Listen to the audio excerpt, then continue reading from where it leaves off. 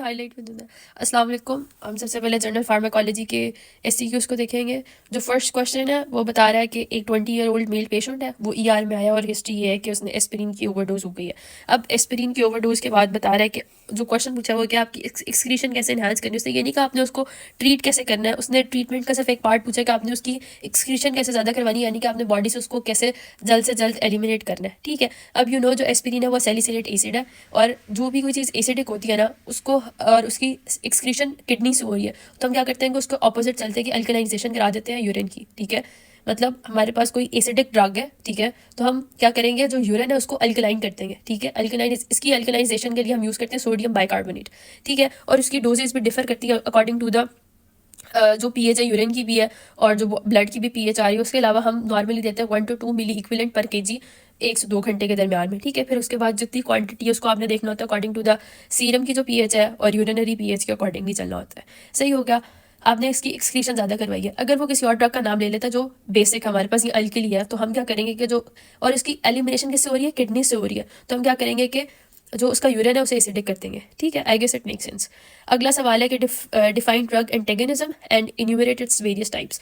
अब drug antagonism, हर बच्चा ये लिख देता है कि antagonism is the one that opposes the action of agonist. ठीक है, अब इंपॉर्टेंट बात ये याद रखनी है कि ये सिर्फ तब एक्ट करेगा जब एगनिस्ट प्रेजेंट ऑलरेडी होगा, लेकिन इसने उसको अपोज करना है ना। एक एगनिस्ट प्रेजेंट ही नहीं है तो इसके पास अपोज करने के लिए कोई चीज़ नहीं होगी। ठीक है, या जिसके अगेंस्ट इसने वर्क करना है वो चीज़ नहीं होगी। You got the point. ठीक है, तो आपने इसको लिखना है antagonist are the drugs that decrease और oppose the action of another drug। ठीक है, and it acts only in the presence of agonist.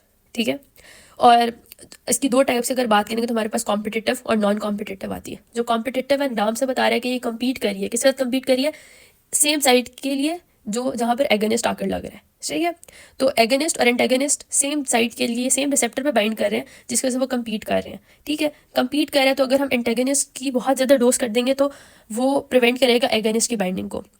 ठीक है, और इस तरह ना जो रिसेप्टर है ना उसकी इनएक्टिव स्टेट मेंटेन रहेगी, क्योंकि एंटेगनिस्ट का कोई इफेक्ट नहीं आता रिसेप्टर पे, उसे अपोज नहीं कर रहा होता। बेसिकली क्या कर रहा होता है एंटेगनिज्म, एंटेगनिस्ट ड्रग एगनिस्ट को बाइंड नहीं करने देती, इसलिए वो इफेक्ट आ रहा होता है। ठीक है, तो एगनिस्ट को बाइंड नहीं करने दिया तो इससे क्या होगा, रिसेप्टर इनएक्टिव स्टेट में रहेगा। उसने एग्जाम्पल अगर हम बात करें कॉम्पिटेटिव की, तो हमारे पास आती है अल्फा-1 ब्लॉकर जो हम यूज़ कर रहे थे ज़्यादातर हाइपरटेंशन में, एंटी हाइपरटेंसिव होती है। जिस तरह टेराजोसिन है वो कम्पीट करती है नॉरएपिनेफ्रिन के साथ। नॉरएपिनेफ्रिन क्या है कि हमारे पास अल्फा-1 एगनिस्ट है, एडिनो रिसेप्टर्स है ना, एडिनो रिसेप्टर का जो अल्फा-1 है वहाँ पर एगनिस्ट है, और टेराजोसिन उसको कॉम्पिटिटिव एंटेगनिस्ट आ रही है उसका। So if we continue for that we will see the graph first.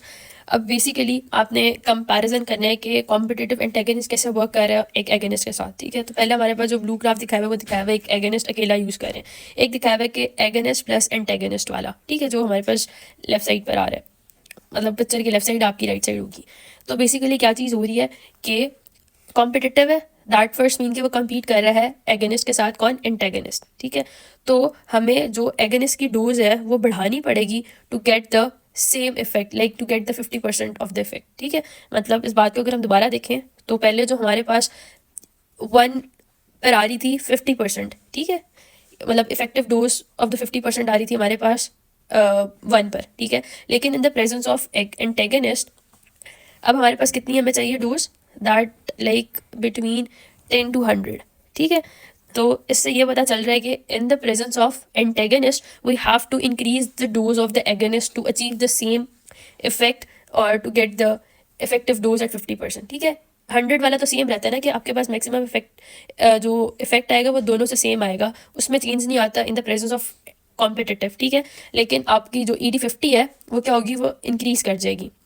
ठीक है, अब हमने दूसरी एक टाइप पढ़ी थी दैट वाज द इरिवर्सिबल, जिसको हम क्या कहते हैं, नॉन कॉम्पिटिटिव। नॉन कॉम्पिटिटिव भी बता रहा है कि उसके साथ कम्पीट नहीं कर रहा, वो अपनी अलग जोन में चल रहा है। ठीक है, उसका मतलब उसका कोई इफेक्ट नहीं है, अगर इसकी डोज बढ़ाओ कम करो। जो एंटेगनिस्ट है ये वाला इरिवर्सिबल वाला does not give a shit about it. ठीक है, तो इसमें ये चीज़ बता रहा है कि जो हमारे पास मैक्सिमम वैल्यू है ना वो कम हो जाएगी। ठीक है, लेकिन there will be no effect as such on the ED50, यानी कि जो इफेक्टिव डोज आती है ना हमारे पास ED50 वो सेम रहेगी इस पर। ठीक है, लेकिन चेंज क्या होगी, हमारे पास जो मैक्सिमम आ रहा होता है ना 100 वाला वो नहीं आएगा इस पर, मतलब वो कम, उसकी अफिनिटी कम, मतलब बहुत इस तरह याद कर सकते हैं। जो रिवर्सिबल है ना that binds to a side on a receptor, ठीक हो गया, that is different from the binding of the agonist, ठीक है। और फिर वो इसकी साइड किस तरह मॉडिफिकेशन करा देता है कि एगनिस्ट बाइंड नहीं कर सकता, ठीक है। तो एगनिस्ट बाइंड ही नहीं कर सकता तो हमारे पास जो 100% है वो अचीव नहीं एफिकेसी हो सकती, राइट। तो उसकी एफिकेसी को कम कर देता है। You got the point, I guess समझ आ गई है। सो बेसिकली ED50 बेसिकली बता देता है पोटेंसी कितनी है, और ये जो 100 वाली एफिकेसी पता चल रही थी कितनी इफेक्टिव है, आई गेस ये चीज़ पता चल रही होती है। सो आपने ये बात कर ली है, हमने कुछ पॉइंट्स की के